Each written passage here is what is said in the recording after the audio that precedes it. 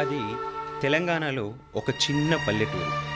ప్రకృతి కన్నెర చేయడం వలనో, అప్పుల ఊబిలో కూరుకుపోవడం వలనో, వడ్డీల వడ్డింపులకు తాళలేకనో, విత్తనాలు వికటించో, పురుగుల మందులు పనిచేయకనో, మార్కెట్ మోసం వల్లనో, కొన్నింటి వల్లనో లేక అన్నింటి వల్లనో ఆ ఊరిలో ఓ రైతు ఆత్మహత్య చేసుకున్నాడు. రండి అతడింటికి వెళదాం.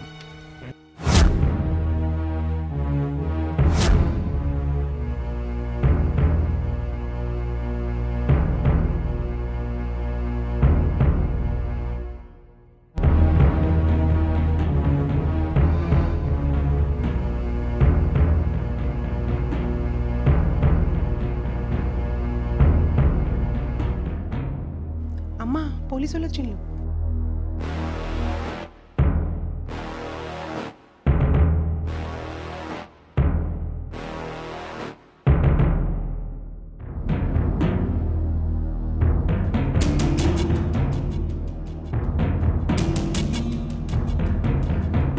ఏం జరిగిందమ్మా? ఎలా చనిపోయాడు నీ భర్త? పురుగుల మందు తాగి చచ్చిపోయాడు సారు. పురుగుల మందు ఎందుకు తాగాల్సి వచ్చింది? కుటుంబ సమస్యలు ఏమైనా ఉన్నాయా?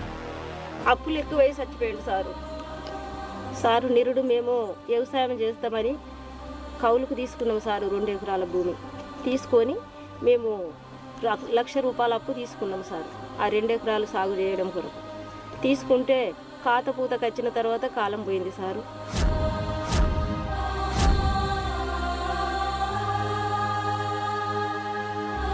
ఆ ₹1,00,000 అప్పు కూడా మీద పడ్డది.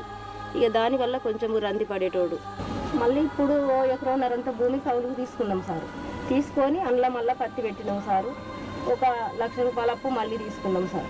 తీసుకుంటే అది కూడా ఈ సంవత్సరం వానలు లేక మంచిగా కాత పూతకు వచ్చినాక అది కూడా ఎండిపోయినాక బాగా ఇక ఆ పత్తి చూసి వచ్చిన కానుంచి వెళ్ళి ఈ 2 లక్షల అప్పు మనం ఏమి చేసి తీర్పుదామని బాధపడేటోడు సారు. ఇంటికి వచ్చి ఆ 2 లక్షల అప్పు అయింది సారు. వీళ్ళను మేము ప్రైవేట్ బడికి తోలినాము. వాళ్లకు 60,000 అప్పు తెచ్చినాం సారు. 60,000 అప్పు, ఈ 2 లక్షల అప్పు, ఈ పత్తి చేను చూడబోతే ఇక ఇట్లా ఉన్నది. ఇక ఇప్పుడు కూడా మనకు ఈ పత్తి చేతికి రాదని ఇంటికి వచ్చి ఊకే రంది పడేవాడు సారు. ఇక నేను కొంత ఓదార్పు చెప్పేదాన్ని. ఇక అట్లనే ఊకే రంది పడుకుంటూ ఉండేటోడు సారు. ఇట్లా ప్రతిరోజు బాధపడేటోడు సారు. ఎంత చెప్పినా కూడా ఆయన రంది ఆయనకే ఉండేది. ఇక మేము ఎంత ఓదార్పు చెప్పినా కూడా ఆయన లోపల ఉండేది ఆయనకే ఉండేది సారు. ఊకే ఈ పిల్లల గురించి ఆలోచన చేసేటోడు, నా గురించి ఆలోచన చేసేటోడు. ఇంకా ఈ పిల్లలు ఇద్దరు ఆడపిల్లలేనది ఎట్లా చేయాలని ఊకే రంది పడేటోడు సారు. రోజంతా నిద్రపోకుండా ఉండేటోడు. ఇక ఇట్లనే రోజు 10 రోజుల నుంచి వెళ్ళి ఇట్లనే చేసిండు సారు. చేస్తే ఇక ఒకరోజు నైటు ఆయన పిల్లలను లేచి మధ్యరాత్రి లేచి పిల్లలను చూసిండు సారు. నా దగ్గరికి వచ్చిండు, నన్ను కూడా చూసిండు. ఇక నేను కొంచెము చూడనట్టుగానే చూసిన సారు. ఇక చేను కాడికి వెళ్ళిపోయిండు సారు.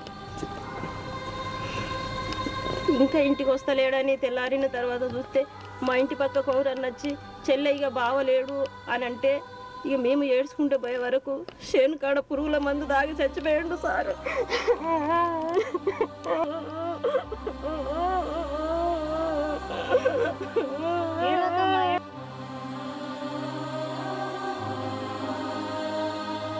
ఇంటికి పెద్ద దిక్కే లేకుండా పోయిండు సారు. ఇక మా పిల్లలను నన్ను ఎవరు చూసుకుంటారు సారు? నేను బయటికి పోయి ఏమి చేసేదాన్ని కాదు సారు. ఇక మాకు కూడా ఏం దోత్తలేదు సారు. మేము ఏదో ఒకటి చేసుకోవాలని అనుకుంటున్నాము సారు. మీరేం అధైర్యపడకండి, మీకు అండగా మేముంటాం. మీకు మీ పిల్లలకు ప్రభుత్వం నుంచి రావాల్సిన సహాయం ఏదన్నా ఉంటే తెలియజేస్తాం.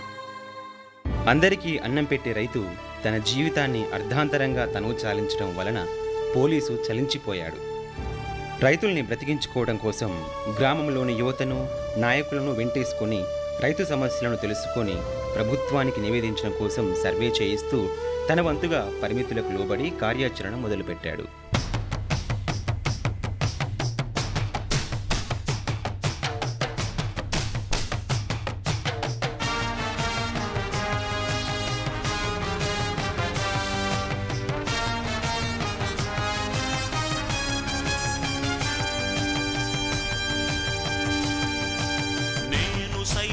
ప్రపంచాగ్నికి సమిధనొక్కటి ఆహుతి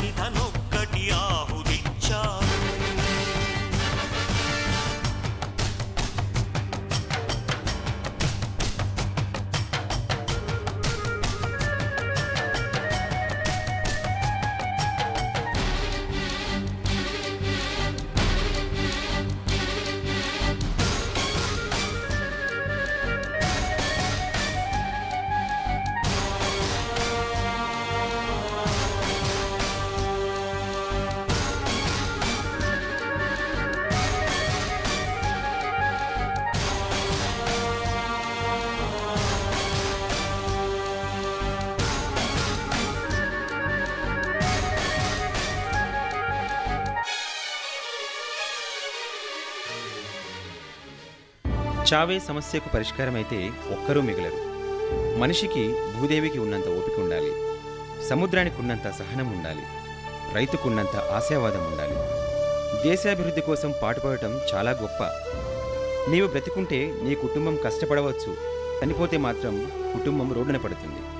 రైతు బాగుంటేనే దేశం బాగుంటుంది. చిన్న చిన్న గ్రామాల అభివృద్ధే దేశాభివృద్ధి అన్న గాంధీ గారి స్ఫూర్తి రైతుకు నాంది కావాలి. మేము మీతో స్నేహం చేస్తాం, మీకు అండగా ఉంటాం. చేయి చేయి కలుపుదాం, దేశాభివృద్ధికి పాటుపడదాం.